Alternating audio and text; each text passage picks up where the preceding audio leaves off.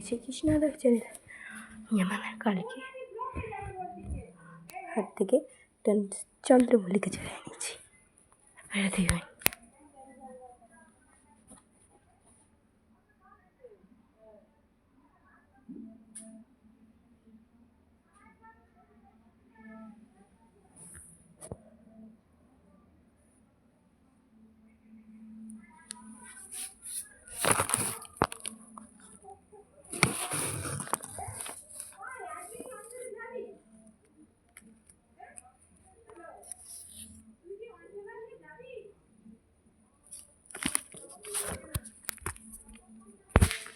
এই দেখো এটা হচ্ছে লঙ্কা পিচা সিডলিংস হচ্ছে।